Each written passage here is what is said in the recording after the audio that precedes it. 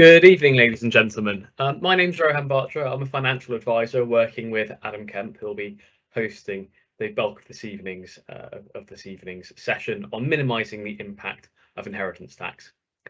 Firstly, thank you very much for taking the time out of your day to come and attend this webinar, which we hope you'll find helpful and informative when it comes to minimising any IHT that you or your family may be paying. And also we'll of course be talking about the advised options that you may well choose to take on.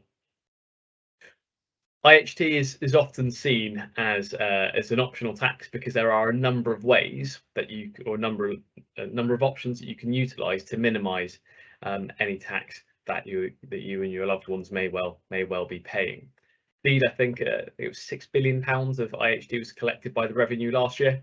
So that is, of course, potentially your money that is going back to the government. And so part of this webinar, what we're trying to help you do is take control of your finances and pass it on to the people that you love, and so that they can get the most benefit from that.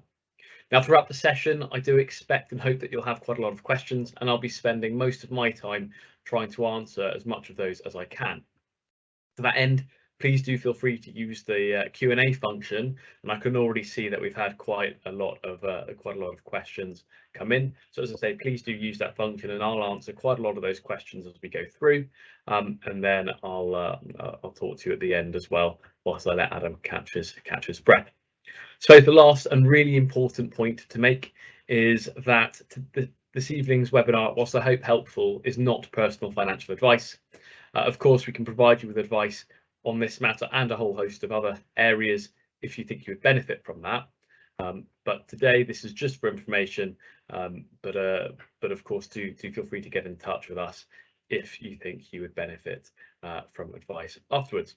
Without further ado, I'll introduce Adam, who'll be taking the rest of the session. Thank you. Oh, thank you. Hi there, welcome everybody. So thank you for the introduction there, Rohan, and yes, obviously we'll come back later and we'll tackle most of the questions as well. So as that's the intro bit sorted, I won't go into any sort of detail and depth about me and my role here and what I do. But one thing just to flag also as well, I'm working from home, and I have 2 young children, and I'm sure those of you who've had children can appreciate it's coming up to sort of bath and bedtime now. So if you hear any noise in the background, as much as my wife is trying her best to keep them quiet, you know the challenges sometimes that we face. So just in case obviously you hear anything, just want to forewarn you before we get going.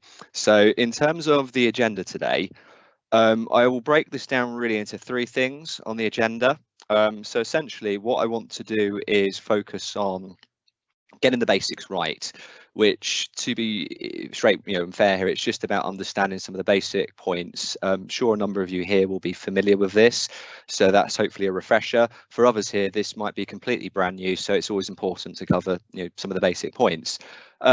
Then I want to discuss some of the main reliefs and exemptions that you would use in planning. And these are some things that you might be able to think about doing yourself. So hopefully you get a few hints and tips here about some of the things to think about.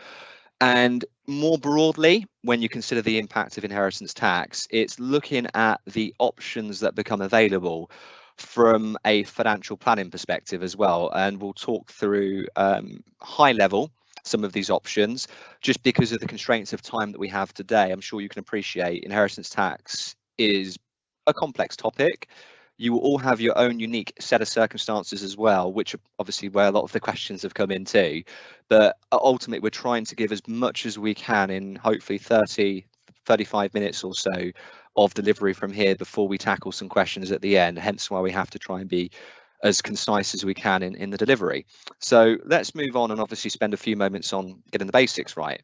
So in terms of the key basics, first and foremost, if you think about inheritance tax planning and its priority, I appreciate the need or the requirement to think about reducing the impact of tax, but invariably what that would normally do is giving up some of your wealth, or at least control of your wealth. And I think for a lot of you here, that can be quite daunting. So first and foremost, you need to put your own well-being first, and you should look at your main financial planning objectives, which is making sure that you're well equipped for retirement. There's sufficient income and capital there that sees you through. You plan, particularly if you're married or you have a partner, you plan for the impact of first death and what the requirements look like then. You potentially plan to live a lot longer than what you anticipate if you're reliant on assets, so to speak. And of course, you factor in, long-term care and the potential impact of increased costs later on in life. So it's really important you make sure that it's not just about assessing whether you have a liability and whether you might have one in the future. It's important to actually think about your own financial planning needs first and then prioritize inheritance tax accordingly. Now, regardless of whether you have a liability or you don't have a liability, we do advise the creation of a centralized document that you can. It's a useful document really for your executors. We do have an asset register which is freely available that you can use, but I believe there's not a link on the website for you to download that, but that can be requested if you contact our help desk as well. Writing a valid will, I think that goes without saying, because really it's one of the only ways really you can almost set out your wishes and make sure that they're met. And power of attorney is a really interesting point, because if you put in place a lasting power of attorney, not just for health but for finance, it does mean if you lose capacity later on in life, you can nominate somebody that you know or trust in the event obviously you're incapable of managing your own affairs. And that's really important in the context of financial planning. So let's have a little look at who pays inheritance tax. So as I said, essentially UK domiciled individuals will pay inheritance tax on worldwide assets. There are some scenarios if you're non-domiciled where you still pay IHT but on UK assets only.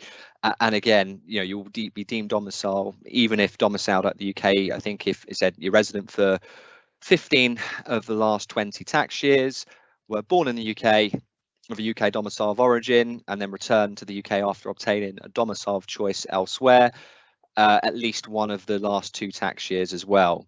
And again, a non-UK domiciled individual who has a UK domiciled spouse can elect to be deemed UK domicile for IHT as well. So let's move on and now think about the main exemptions in terms of the band. So I'll bring the full slide up so you can see the points here. So essentially, the nil rate band is an amount that you can leave on death that is typically exempt from inheritance tax. Anything over and above would normally be taxed at 40%. And the reason I've put typically in commas there is, if for example you left more than 10% of your assets to charity, that would reduce the effective IHT rate down to 36%. So I say typically there because there will be scenarios where the tax rate is slightly different. In terms of, if you've made some gifts within the last 7 years and then you potentially pass away, those gifts will then potentially fail and they then come back in to be tested against the nil rate band first and foremost before other assets are sat on top. In terms of some of the exemptions, unconditional gifts to UK domiciled spouses and civil partners is key. And that's where you generally benefit from the spousal exemption as well. So that's where we find if you're a couple and you're civil partnership or you're married, usually what we find is, not always I should add, is on first death one might decide to leave assets to their spouse before on second death they then leave assets to other beneficiaries, whereby the inheritance tax then is considered, because obviously when you leave assets to spouse, civil partner, they are exempt from paying IHT up front, so you defer the liability to the second death. Bit tongue-in-cheek here, you'll be surprised to learn that you can gift to political parties without limit. I don't think you'd want to do that at the moment. By the way, that's not a political statement or comment, but gifts to charities obviously are exempt as well. You've got the usual small gifts of up to £250 per person, £3,000 is an annual exemption, but these are all fairly trivial small gifts in that respect. There are regular gifts that can be made out of surplus income, and I'll talk to you later on about one of the options as well. And there are some other exemptions too. Let's move on and discuss the residence nil rate band. Now, this will be applicable for some of you here, I'm sure, but for others, this may be less applicable. So high level, again, I'll bring up the main visual for everybody here. So essentially, this is an additional allowance that came in 2017. whereby you can leave an additional amount to direct descendants where you pass on a main residence on death. So it has to be a primary residence. It can't be a rental property or a secondary residence as well. And lineal descendants, child, great-grandchild, grandchild, so on, that will include step and fostered and adopted children as well. So that's an additional 175,000 per person. So it means if you look at this individually and your beneficiaries are lineal descendants, potentially there is £500,000 individually that one can claim for the nil rate band and the residence nil rate band. If you're a couple, you can double those limits up to effectively £1 million, so to speak, on second death. Now, obviously, from a technical standpoint, we're expecting these allowances and the nil rate band to increase from CPI from April 2026. Again, when we get there, who knows whether the rules will change again, because we were expecting an uplift on the nil rate band, which has been frozen pretty much at its same level for 10 years. But the point is it's 200% of those allowances on second death if they're not used on first death, which may or may not be different. And there is some quirks, particularly around being widowed before and unused bands as well, but that can get quite complex, and that's really not for this session today.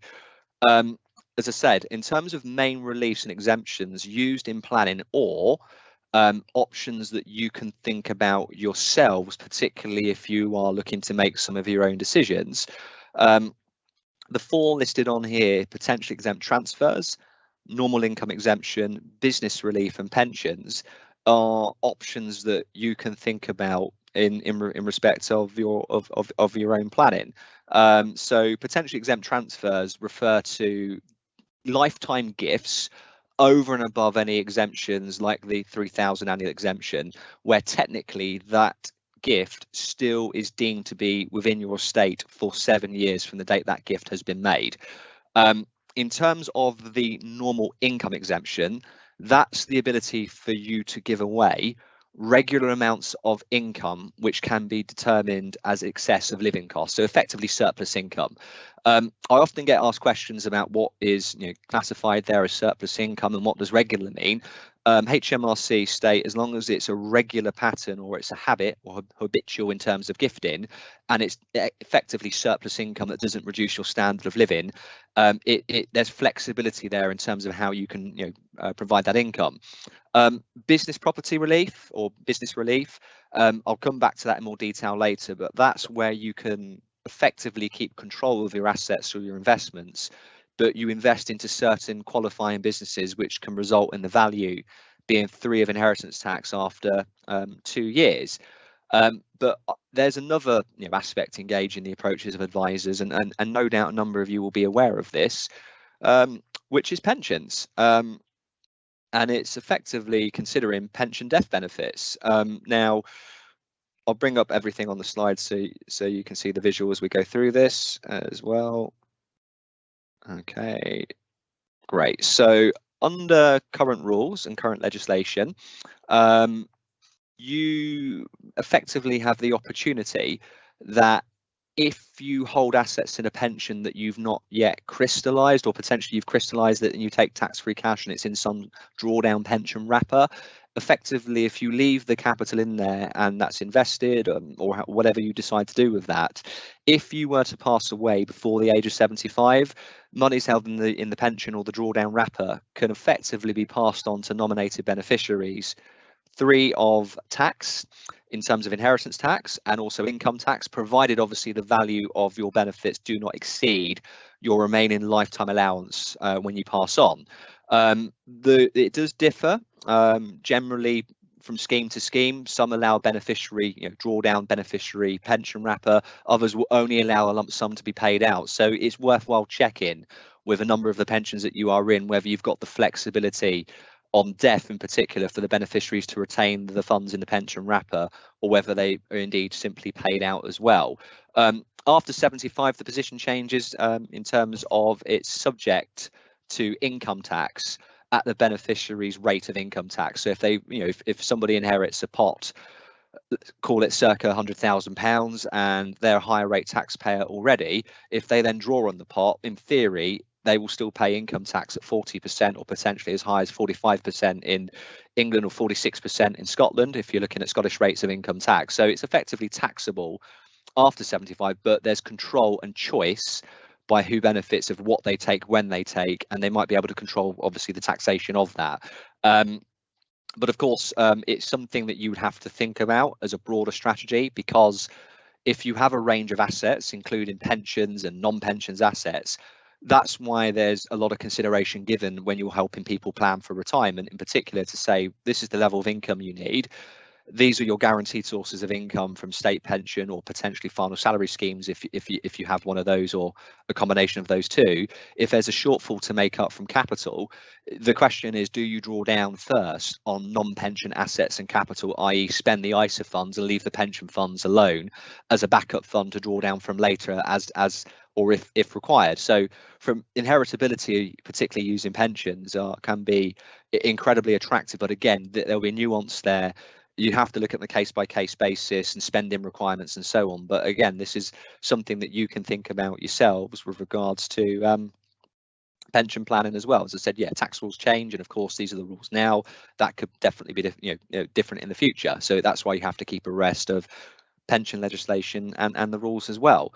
So that's enough obviously for the basics and some of the main reliefs and sort of basics that you can do yourselves. I'm going to now move on and actually discuss 6 of the main options whereby financial advisors such as myself will get involved with a client. And although you'll see there's the second bullet point, invest to pay the bill, it's a slightly different concept to the first few options I'll run through. So essentially the first 4 options I'm going to talk about typically use a trust. Now, this isn't a session to go into detail about what trusts are and how they work, but it's worthy of mentioning just a couple of points here, because essentially trusts are fairly common and they are tried and they're tested in the UK. And in simple terms, a trust changes ownership of property. So what that basically means is the trustees who are appointed will be in control of the property for the benefit of the eventual beneficiaries. And of course, there are a variety of trusts out there, but they all work on the same principle. In essence, they allow you to remove value from your estate while still providing you with control on investment and eventual distribution. And that's why I'd always say it's really important that you take advice on how to set up a trust and the responsibilities that brings you as well. But there's nothing to be worried about, because a good advisor, such as myself or Rohan or any other regulated financial advisor in the marketplace who gives advice in this area, or that said, a solicitor, whereby you're drawing up a specific trust, there can also provide you help and guidance as well. In terms of what trust to consider, the tax position, the wrapper to administer the property, that's complex, and that requires generally an in-depth conversation and formal advice. And as I said, in the time constraints that we have, we won't cover those aspects today, the technical elements of that. It's just more around exploring the general concepts and how they might be used in what scenario, and I think that will be useful nonetheless. The 5th and 6th option, again, looks at alternatives, which we'll come back to, but let's look at the first trust on our list, which I've titled Outright Gift. So the visual essentially puts on one side of the tax wall that's money inside of your estate, with the objective of removing money from the estate and getting it over the tax wall. So appreciate it's a pretty lame analogy, but hopefully you'll follow the visual as we go through. So if we take an example that an individual has £100,000 of capital that effectively they feel is surplus to their requirements, that they can afford to give that away. Well, firstly, the consideration is, even before you go down the trust planning route, is to ask actually and think about what's the issue of giving that money away outright. And sometimes I'll work with clients and actually say, do you know what, Adam, I've identified some capital. It's surplus to our needs. We'll never really need this capital because we've done all of our planning. It's completely money that we'll never need again. It's there for the family or for my son, daughter, whoever the beneficiary is. I'm happy to give it to them outright. Well, if you're happy to make an outright gift, then you don't necessarily need to go down the route of exploring trust, because it means you're, one, happy to make that gift, two, you trust the beneficiary in terms of what they will do with that, and three, most importantly, you'll probably trust their spouse or their partner, because that tends to be the main issue or stumbling block for many individuals. It's not necessarily trusting the beneficiary or their son or daughter. There's generally a concern about, okay, what if I give £100,000 outright to my son or daughter who might be in their 20s, 30s, 40s, and let's say they're in a relationship whereby it seems stable for now. If that doesn't obviously materialize and work out long term, the risk is through divorce those assets are then halved, and or whatever the proportion is agreed, and there's loss of that capital. So most of the time, clients who opt for this option tend to want to control the funds where they're removed from the estate, and that's why they value the control of using the trust rather than doing an outright gift directly. So we're talking about the concept of what's known as chargeable lifetime transfer rules. Again, I won't go through the technical aspects of that. It's just the way that you're controlling assets where there's discretion built in to the type of trust that you use. So no beneficiary effectively has an absolute entitlement which protects assets away from divorce until effectively the trust distributes the funds. And I'd say that's the same point on all the trusts I'm going to run through, rather than the sort of recapping that as we go through. So in this scenario, obviously they put £100,000 in into a discretionary trust.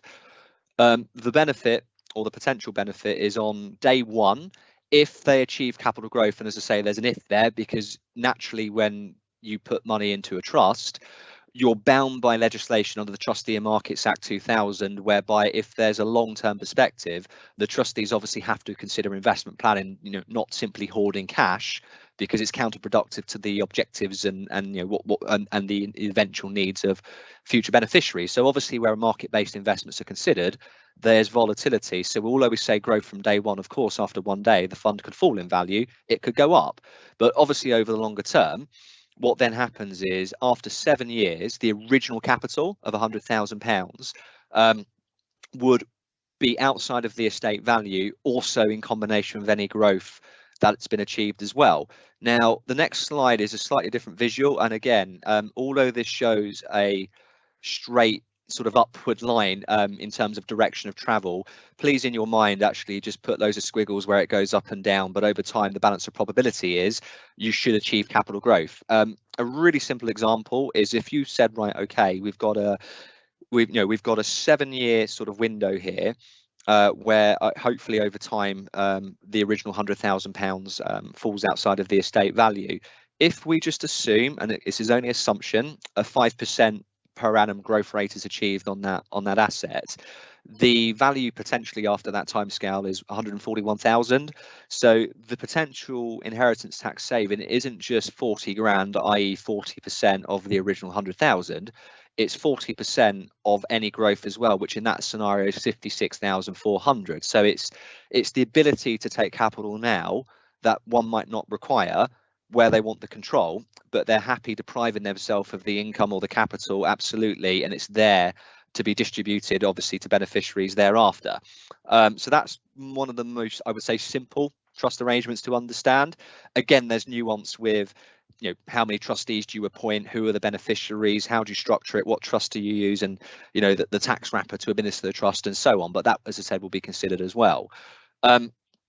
Loan trust is an interesting, I think, intro into trust planning as well, because that's where, rather than you saying I've got capital I don't need, you may still have a need for that capital. It might be earlier on in your planning, and it's just unclear to you whether you feel that you can afford to give up some capital, particularly where you want to remove it from the estate. So in theory, what you basically do is you set up a loan trust where you loan capital to that trust, and access to the loan is on demand by the way of capital withdrawals. Now, if you assume a 5% per annum withdrawal, it means, if you took that every year, let's say you actually had a need to take 5% back of the original loan every single year, you might do that over 20 years.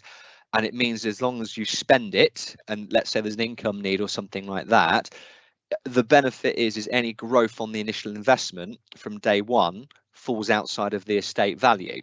So it's something which gives flexibility to actually not tie up the capital originally that you are lending to a trust, so to speak.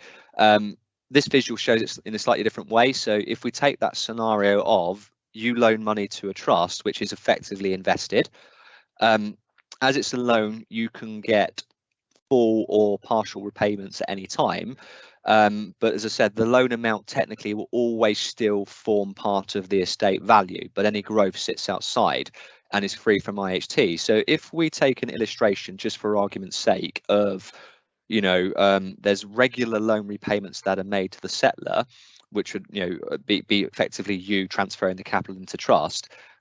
If you assume 5% per annum is achieved on that over 10 years, the future value of that is 5% growth is 162, which means they're 24,800 saving on the excess 62,000 that has grown. So not quite the full saving, because obviously the 100,000 is the original capital that if you then repay that over time, you might spend down the original loan, but there's growth that sits outside. So we find there's a need for that type of arrangement where, as I said, you may need the capital back and you can't really afford to deprive yourself of that capital by transferring it to trust, but you might want to use some of that capital to get some excess growth outside of the estate. The third trust on our list, which is a discounted gift trust. So the discounted gift trust, I find, actually clients will bring this option up with me quite frequently. So they've read up about this and they've heard about a discount and an immediate discount to IHT based on health and so on, but that's not the main driver to assess suitability. So if I explain the concept, if you take £100,000 of capital that you place into a discounted gift trust, what effectively happens is immediately there is a proportional discount applied whereby part of that original capital is exempt from IHT on day one. However, what must happen is there must be a set amount of regular tax efficient payments made back to you that you must spend. So that's generally fixed at outset based on the percentage or value of the trust funds. There's factors such as your age and potential timescale taken into place to work out the effective discount, but the benefit is all capital and all growth sits outside the estate after 7 years. So it's effectively there for clients that may not need the capital, but they do have an income needed. So that we might find that is suitable generally for those who may be well established into retirement. They've worked out their expenditure. They may have an IHT liability they're looking to solve. They might be able to give up control of some capital, but they might have an income need that they need to replace that. So another way to show this, and this is this might look quite complex when you look at the slide here, but if you look at the circle that's in the middle, that's effectively the trust, and you split it out to like 3 pots or 3 sort of areas. The grantee fund is a bit that's there to repay that regular tax efficient withdrawals from the trust. The residuary fund is there for the eventual beneficiaries, and of course there's the potential for investment growth and returns, and after 7 years obviously all the capital falls outside of the estate. So normally you find the type of trust that's built around this is a discretionary trust, again for full flexibility.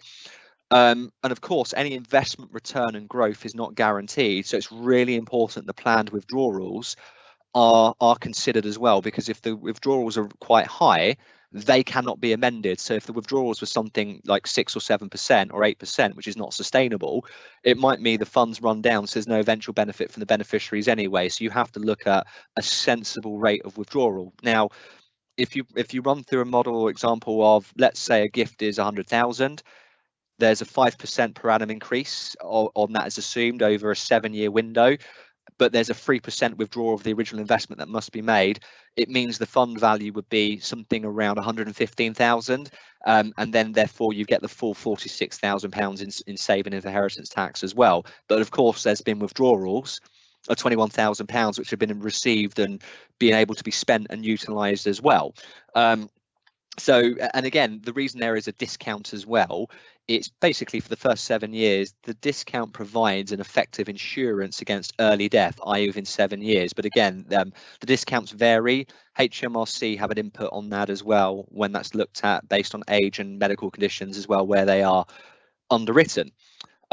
Finally, in terms of the last trust we'll talk about, which is the revert to settler trust rules, or commonly referred to as a wealth preservation trust. Now, there is a bit of nuance here, and this can potentially be quite a complex arrangement, but I'm going to do my best to try and simplify something that normally I'd spend a good half hour discussing the pros and cons of this option with a client where, you know, they're interested in the technical factors. But if I can do this in a minute or two, I'll do my best to help you obviously understand the key points. So essentially, this investment into a trust effectively allows you to gift, which will potentially reduce your inheritance tax liability after 7 years, while you retain the opportunity to receive payments from the trust if required.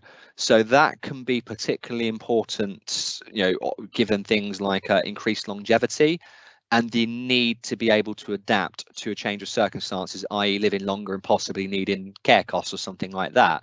So the way that the trust effectively works is you set out a series of individual policies, and each policy within the trust has a specific maturity date in the future. And effectively, normally it's periodically. So if you split out the plan into 10 policies or 10 segments, and the first one matured in 10 years, and then the second one is 11 years, and so on, you've got to think about every single year there's a decision that needs to be made over one of the individual policies that mature. And the three options that you can see on there is you can effectively pay the money out of the trust, i.e. give it to the beneficiaries. The second option is if you need actually that money back due to a change of circumstances, you actually have the opportunity to take the money back out when it matures and have it be repaid to you to utilise. Or the third option is if you don't need it or the beneficiaries don't need it, you just reinvest it with a future maturity date. So you put it back into the trust with a future date to make a decision later on. Now, what tends to happen and how this trust works is it uses two trusts. It has an initial what's called a bare trust, which effectively holds the legal title to the policies and pay out maturity proceeds to you should you ever need them. A settlement or a discretionary trust is to hold the assets for the beneficiaries. Now, once this is set up, this arrangement is irrevocable. It's only at the point the trustees allow the maturity of a policy will you be able to access any or all the capital after it's been invested. The trustees can, as I said, surrender the policies for the beneficiaries at any time. The trustees are required to make active decisions each time policy matures. If they do not, those proceeds return to you as the settler, which obviously reduces the effectiveness of inheritance tax planning. And that's why on this option alone, we do insist on ongoing financial advice and financial planning reviews because of the decisions that the trustees must make. On the other three trusts, they can typically be set up through one-off advice if needed, and if there's a degree of competence and knowledge there for the trustees to manage it themselves, there's no requirement for ongoing advice. So, as I say, these first four solutions evolve around utilising trusts, i.e. the outright gift, the loan trust, the discounted gift trust, and the revert to settler trust. There are some alternative trust-based solutions, but what we look at here is we look at options that have effectively worked, and there's case law and legislation and examples of where these trusts work. We're not interested in sort of looking at any schemes that have been devised within legislation and rules that there's speculation that they may work. We only will try tried and tested options whereby the trust documents that are supplied by a lot of these providers will have plenty of examples of where they've worked and they're HMRC approved. And I think that's really important, particularly if you go speak to a solicitor. You need to make sure that what you're doing is bona fide and will actually work. And there's historical examples of why this will work as well.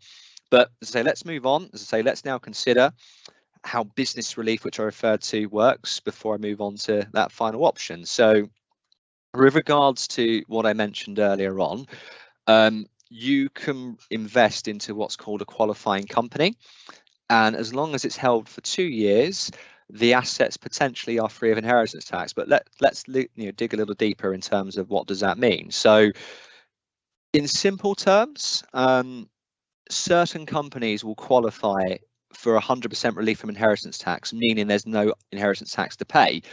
You must have held the shares for at least 2 years at death in order to qualify. Now, provided that it qualifies, you could pass on not just shares, it could be a family company, a business, it could be unquoted shares. And there are even some shares that are listed on the AIM market that will qualify for this exemption as well, without being subject to inheritance tax as long as they're held for 2 years. Now, technically speaking, there's not a limit on the amount that you can transfer into this strategy, but as you're probably aware, for those of you that have investments in the past, investments can go up as well as down, and even your more mainstream investments, your bigger collective portfolios, your unit trusts, your investment trusts, whether you're passively tracking a market or you're actively trying to outpace a market and you've got a number, there's still a lot of volatility there. With these types of investments that qualify, there's a greater chance of getting back less, because particularly you're putting money into unquoted companies more often than not. That is considered riskier, less liquid, and can clearly be more volatile. And of course, if you do invest into shares of this nature and it does protect against inheritance tax, the level of risk involved is not always the right answer for many people. So I have had in scenarios where I've worked with clients who have maybe sort of deferred or delayed planning for inheritance tax. You've kicked the can down the road, you've divvied, you've delayed, you've maybe got to 80, 90, even 95, even 100 and think, hang on here, potentially 10 years, 7 years, sorry, we might get there, but we might not. I've read up about business property relief, Adam.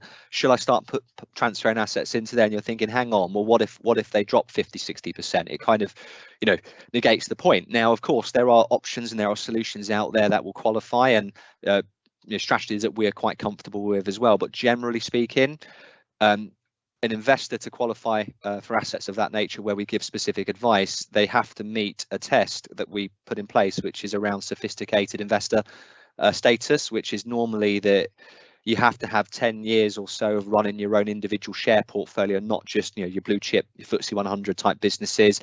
And you normally would have a certain amount of assets that you'll be working with, and they generally shouldn't represent more than 20% of your overall portfolio, again, where the test is met. So again, it's looked at on a case by case basis, but again, it's something that could be considered.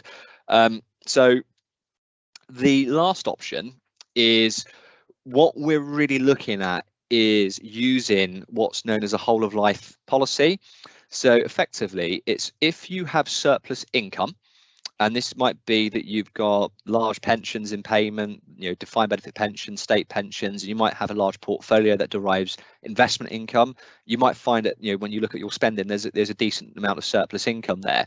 Now, the concept of this is effectively, if you do have that surplus income, if you quantify and calculate what the liability is, you can effectively insure the cost of that inheritance tax charge by effectively matching the sum assured, which is the death benefits from the plan, to basically be paid outside of the estate that the beneficiaries can effectively use to pay the inheritance tax charge as well. And that's really important, because if you look at the rules around inheritance tax planning, when the effectively the charge is due, it's usually around 6 months after date of death where HMRC will want paying. There is the option, obviously, to split it over 10 years in amounts, and interest may be paid. But if there's a less liquid estate with lots of property tied up in there and not much capital, it might mean that you have to realise assets to obviously pay the liability. So for some people that have less liquid assets, or they want to control the capital, but they've got high levels of surplus income, there is actually common sense in potentially looking at insuring the liability, funding a whole of life plan, and normally how it's written is, if it's a couple in particular, you might write that on a joint life second death basis. So as long as the premiums are paid, you'd normally write it on a guaranteed premium basis as well. So it's purely insurance, no investment element to it as well. And what you're basically looking at is longevity risk. It's how long do you pay the premium? How long were you expected to live? How much would you end up actually paying in premiums versus the eventual death benefit to meet the liability? I'll give an example on here as well. And again, this is a recent up-to-date quote as well. So if you just take a couple age 65, let's assume, to keep it simple, their estate is worth £2 million collectively on second death. They've both got a nil rate band, and they've both got the residence nil rate bands to utilise as well, which is £1 million of exemptions. Assuming the IHT calculation is 40%, i.e. no assets left to charity, it's a £400,000 tax charge. Let's say in that scenario they can't afford to give up control of their assets, but let's say they've got assets that derive good levels of surplus income. Their average life expectancy, according to the Office of National Statistics, is 85 and 87, so i.e. 22 years.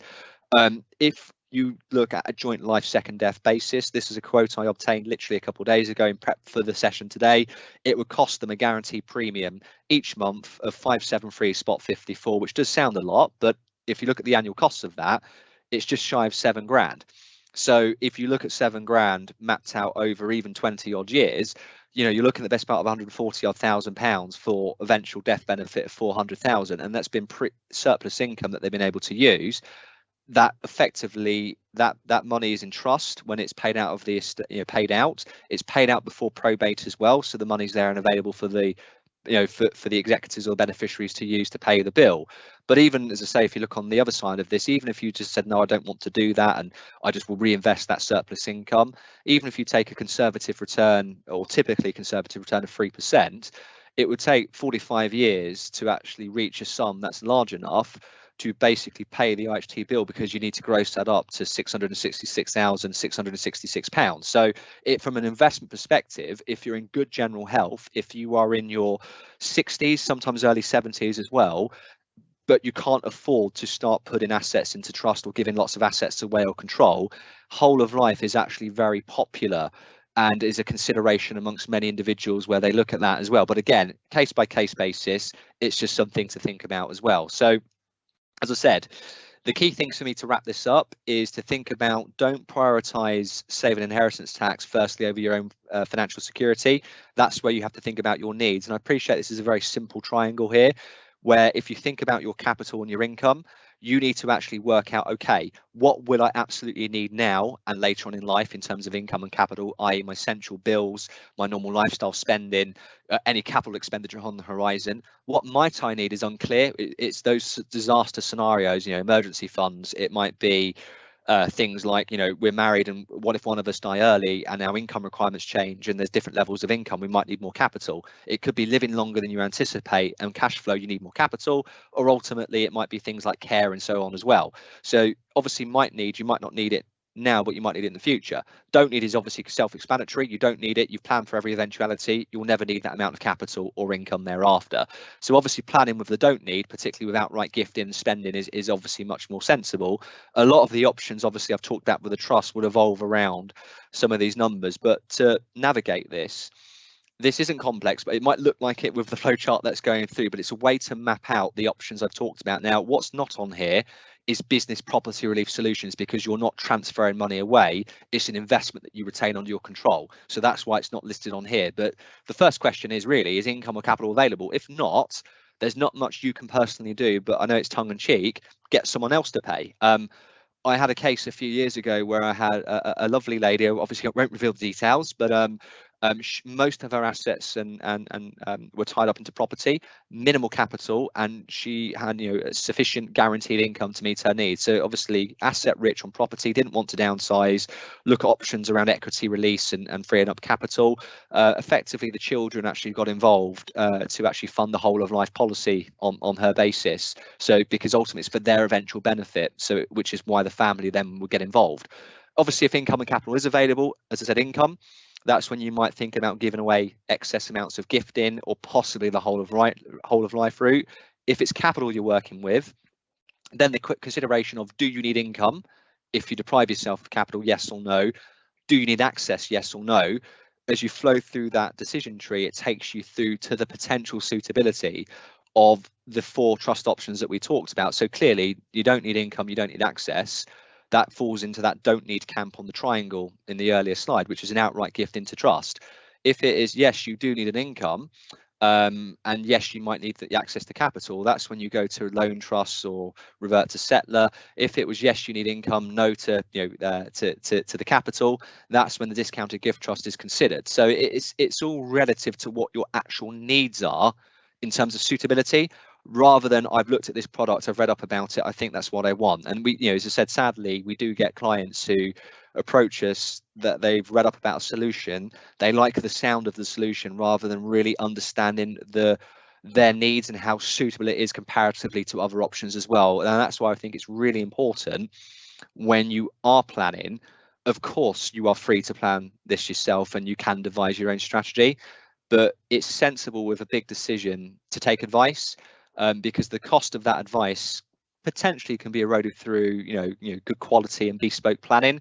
And we do offer advice on all of these options here, and we do have a flexible service, which means you pay for the advice that you need, as I said, apart from the revert to settler trust, where there is a requirement for ongoing advice. And as I said, an advisor might also suggest you get involved with a legal professional or take accounting advice to complement the advice as well.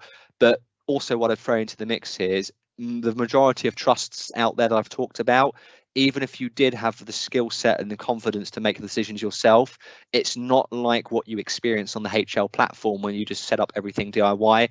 A lot of these providers will insist upon you taking professional advice because they will not put them, the facility in place for clients without the experience and the knowledge to set them up themselves. It's all to do with the redress and the liability piece as well. So it's one of the few areas anyway that if you do want to take action here, it's not whether you need to take advice or you want to take advice. In some respects, it's forced upon you, and that's why it's really important to select the right advisor to work with you as well. In terms of general ongoing support, for if you're not looking down the more sort of trust-based options, and it's more around the balance of pension, non-pension assets, doing some gifting out of income, some things you can do yourself. Obviously, those of you that already use HL's platform, there's ongoing support in terms of information on the website and the app, and obviously our help desk as well for those of you that tend to go execution only.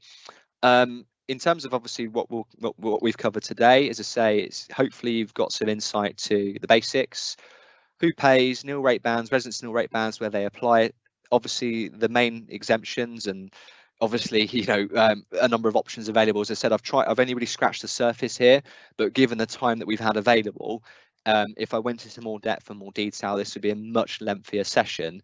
And hopefully then you understand in this high level summary today the benefits of potentially having financial advice, or at least having a consultation with an advisor to understand your position and options and its relevance in your planning. Now, that does wrap up the session today. I will invite Rohan back in to, as I say, give me a break, where he'll obviously go through the Q&A in there as well. And but obviously while he goes through the Q&A and he takes control, I do just want you to spend sort of a minute or so just keeping this slide here, which is our important course of action notes on there, which, as I say, just talks about the key things in here, just information, not specific advice.